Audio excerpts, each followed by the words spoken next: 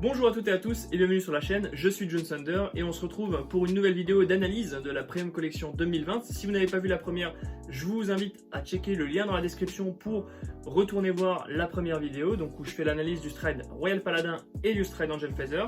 Et aujourd'hui, on s'attaque tout d'abord au premier stride qui est Hero Deity of Zenith Marduk. Donc alors, c'est le stride de Genesis, donc qui a un auto en G-Zone. Quand votre Vanguard attaque, si votre Vanguard est grade 3, cost Counterblast 1 et Soul Blast 6, vous stridez cette carte sur votre cercle de Vanguard depuis la G-Zone face down en reste et elle gagne le power et le critical de l'une de vos Earth cards qui a obtenu des effets de trigger ce tour et vous changez la cible, enfin l'unité attaquante par cette unité. En gros, résumé, parce que c'est un peu, voilà, c'est un peu verbeux, quand votre Vanguard grade 3 de V va attaquer, peu importe le grade du Vanguard adverse, vous allez payer Counterblast 1, Soul Blast 6, ouvrir votre G-Zone, prendre, je sais plus comment il s'appelle, Marduk, et le strike directement en reste sur votre Vanguard Circle, et c'est lui en fait qui va être considéré comme étant la carte attaquante. Et il va prendre tout le power et tous les criticals qu'avait votre Vanguard, que votre Vanguard a eu par des effets de trigger durant ce tour. Autrement dit, ça marche avec Himiko. Voilà. Himiko, une carte de V, je ne sais pas si vous vous en souvenez parce que la carte a un peu disparu maintenant, même si le deck est relativement fun et vous pouvez encore le voir apparaître de temps en temps. Mais Himiko, en fait, c'est, je crois, Soul Blast 5, vous remettez un crit ou un draw au fond de votre deck et vous attribuez le pouvoir du trigger fois le grade du Vanguard adverse. Donc s'il est grade 2, vous attribuez deux fois le trigger, deux fois l'effet du crit à n'importe quelle unité. Et si c'est un draw, vous appliquez deux fois l'effet du draw et donc vous piochez 2 ou 3 fois en fonction du grade du Vanguard adverse. Donc cette carte marche encore une fois très bien avec un G3 de V, à savoir Himiko, ce qui est vraiment cool. Aussi, si vous voulez jouer par exemple d'autres cartes comme Fenrir, ça peut être vraiment pas mal parce que vous pouvez faire des tricks un peu. Vous pouvez également, vous n'êtes plus obligé de, enfin c'est un second Zebreeze en fait, puisque comme le grade de l'adversaire n'est pas précisé, vous pouvez juste stride quand l'adversaire est au grade 2 et avec le Soul Blast 6 et les combos des anciennes cartes de J, les Grappa, les Valencia, récupérer votre Soul, faire des combos, etc. Vous avez plein de cartes qui marchent avec cette carte, elle est vraiment cool. Donc vous avez Himiko qui va profiter de la seconde partie de l'effet avec gagner le power, gagner le critical, etc. En gros, vous pouvez avoir un Vanguard, vous faites Himiko, votre adversaire est grade 2, vous renvoyez un crit sous le dessus du deck, vous stridez, enfin vous lui donnez 20 000 crit plus 2, donc elle est à plus 20 000 crit 3. Si vous mettez le force 2, crit 4. Et ensuite, vous stridez, enfin vous attaquez, vous soul blastez 6, si vous le pouvez encore. Et vous counterblastez 1, soul blast 6, stridez cette carte. Et du coup, le stride devient automatiquement un Himiko 13 000, plus 15 000, plus les 20 000 de son effet, plus le crit plus 3 ou crit plus 4, etc. Et là, vous pouvez swing pour des puissances et des criticals qui sont qui forcent vraiment la PG. Et aussi, ce qui est vraiment bien, c'est que comme dans V, vous avez des cartes qui réduisent les costs en Soul Blast, c'est-à-dire des cartes qui, quand elles sont posées, disent le prochain Soul Blast que vous devez payer sera réduit de 3, etc. Ça permet vraiment une certaine malléabilité de votre deck. Vous pouvez soit utiliser des vrais Soul Blast, soit juste réduire les costs, ce qui vous permet de claquer Himiko plus ça durant le même tour.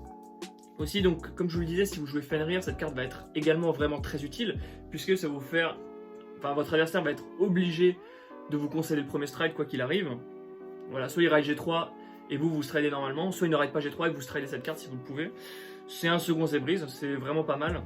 Et après, vous avez des petits tricks à faire en battle phase qui vous permet de potentiellement du coup débloquer vos tarots. Alors, il faut savoir que ce n'est pas son Soul Blast à Marduk. Quand vous Soul Blastez 6 et que vous faites tarot, ça ne marche pas. Vous ne pouvez pas restand vos unités. Par contre, vous savez qu'il y a des unités comme Wiseman V qui vont vous permettre en battle phase d'activer tarot si vous la laissez dans la soul. Et donc, vous avez des petits tricks comme ça à faire. Donc, cette carte rentre vraiment dans plusieurs decks Genesis, que ce soit du V ou du J. Rentre parfaitement dans tous les builds Genesis.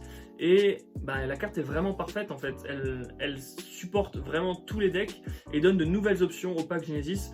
Si je devais la noter, je lui mettrais un vrai 9 sur 10. elle est vraiment vraiment forte. Et là où on n'a pas parlé également, c'est comme vous la stridez en battle phase, et c'est quelque chose que cette Premium Co aime beaucoup faire, vous pouvez profiter en fait des effets main phase de vos G3 de V. Donc vous pouvez aussi jouer ça dans un deck Uranus qui exploite l'Astral Plane. Donc c'est à dire que vous pouvez ouvrir le plane en main phase, claquer votre Valkyrion et ensuite stride en battle. Donc vous voyez que on a du support pour Unico, du support pour Fenrir et du support pour Uranus qui ont 3 mécaniques plus ou moins distinctes et qui collent parfaitement avec cette carte. Donc pour moi, les joueurs de Genesis ont vraiment tout pour être heureux avec cette carte. Je la trouve vraiment vraiment incroyable. On passe maintenant ensuite au second stride qui vient juste après Genesis. Et là on passe dans le Dragon Empire avec une carte que moi j'aime beaucoup. Qui m'a fait un peu râler au début parce que c'est une carte, c'est la première carte de la Premco et on pouvait s'attendre au pire. Alors, voici le stride Kagero, donc qui s'appelle Supreme Heavenly Emperor Dragon Zonbust Dragon. Un nom très long, toujours comme les strides Kagero. Donc lui il a un effet très simple, acte en Vanguard Circle, once par turn, cost, vous tournez une carte de votre Jason face-up, donc vous passez en GB2, ce qui est encore une fois très bien. Et vous retirez tous les regards de votre adversaire, et tous vos grades 3 ou plus units prennent plus 10 000. Un effet très simple, vous rasez le board, tous vos grades 3 ou plus prennent plus 10 000, voilà. Alors pourquoi cette carte est très bien? Moi j'aurais préféré qu'elle ait un petit cost quand même, ou qu'elle permette... En fait, il y a deux choses qui m'énervent un peu sur cette carte. C'est que, vous pouvez jeter tous vos Titans et tous vos Route Flair. Ça, malheureusement, on ne peut pas y échapper, hein. Le jeu évolue, le jeu est de plus en plus rapide, donc les anciennes cartes deviennent un peu obsolètes. Ça me fait un petit peu rager, j'avoue, mais bon, tant pis, c'est pas grave. Ça c'est le premier truc qui m'a fait un peu tiquer, et le deuxième truc c'est que du coup elle n'a pas de cost, donc c'est un retire board costless, mais en vrai dans cette Premium Co et dans ce méta Premium c'est quelque chose dont Kagero avait réellement besoin, pouvoir retirer des boards, parce que voilà, le stride qu'on fait la plupart du temps dans Kagero c'est Doomjid, et Doomjid demande d'être en Blaze, donc Blaze qui est le keyword de Kagero en G. Donc pour ceux qui ne connaissent pas Blaze, c'est il faut que vous ayez plus de... Enfin quand une unité attaque, si vous avez plus de regards que votre adversaire, votre Vanguard devient Blazing jusqu'à la fin du tour. Et donc il y a des situations, quand on joue contre Luar, quand on joue contre Gold, quand on joue contre Neo, où l'adversaire claque un board plein, et du coup on n'a pas le moteur de retir suffisant pour être justement en Blaze, et donc déclencher Doomjid. Et bien là avec cette carte en fait, cette faiblesse vient à être compensée, tout simplement parce que voilà, il suffit de stride lui, vous tournez une carte de votre Jason face-up, l'adversaire a plus de board, et voilà, vous avez maintenant une carte. Il y a des situations dans lesquelles on était bloqué quand l'adversaire avait vraiment un board complet, et cette carte vient justement répondre à ce genre de situation pour permettre à Kagero de se débloquer. Et donc là, si vous jouez un build un peu traditionnel, vous pouvez débloquer tous vos effets Blazing. Si vous jouez un build qui a beaucoup de G3, vos G3 vont être un peu buffés. Par exemple, dans Overlord, vous avez tendance à jouer beaucoup de G3.